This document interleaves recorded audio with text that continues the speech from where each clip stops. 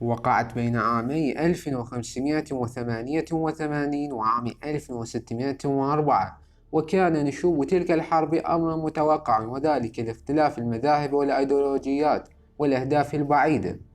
وقعت هذه الحرب في المحيط الأطلسي والقناة الإنجليزية والبلدان المنخفضة، وهم الآن هولندا وبلجيكا ولوكسمبورغ وجزء من شمال فرنسا وغرب ألمانيا، وأيضا إسبانيا والبرتغال والهند الغربية وكورنوال وإنجلترا وإيرلندا وهولندا الأمريكتين جزر الأزور والكناري.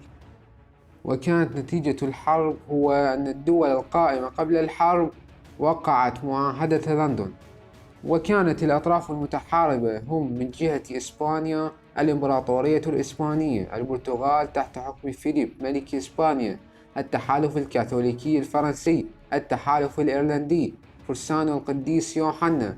ومن جهة إنجلترا كانوا مملكة إنجلترا، مملكة إيرلندا، المحافظات المتحدة، مملكة فرنسا، البرتغاليين الموالين لدير كراتو، قوات هوغنوت الفرنسية.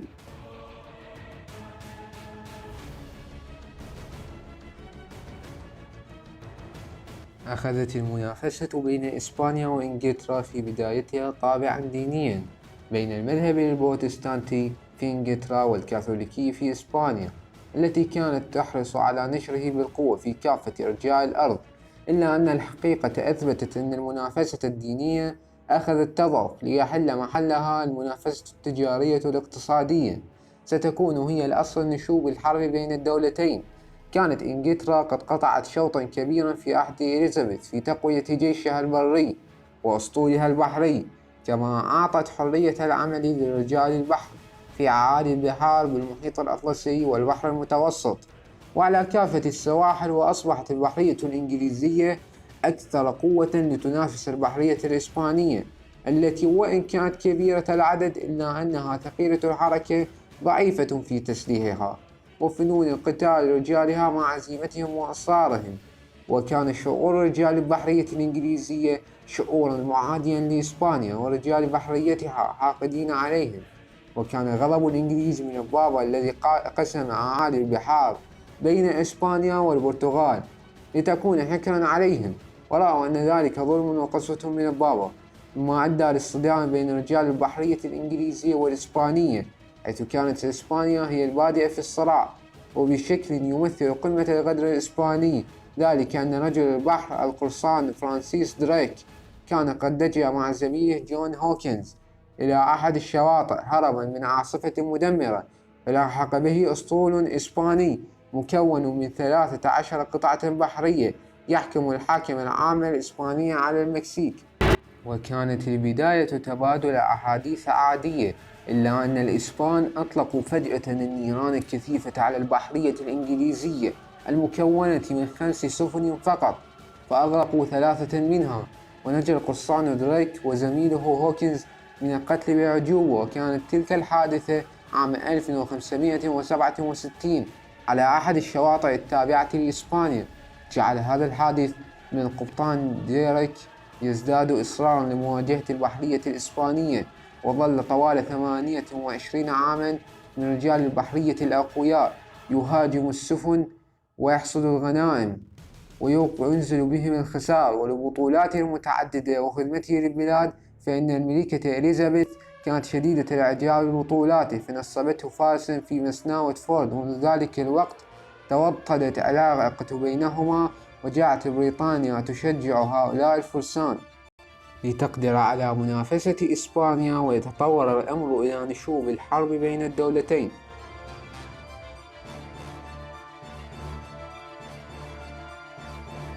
استعد فيليب الثاني ملك إسبانيا لحرب إنجلترا، وكان هو البادئ فيها، فجهز أسطوله الكبير الذي يعرف بالأرمادا، وهي تتكون من قسمين: الأول سفن الأرمادا الواطئة التي تعتمد على الاشتباك المباشر مع سفن الأعداء، والقسم الثاني السفن الكبيرة الثقيلة الحركة ضعيفة التسليح وتسمى الغلايين.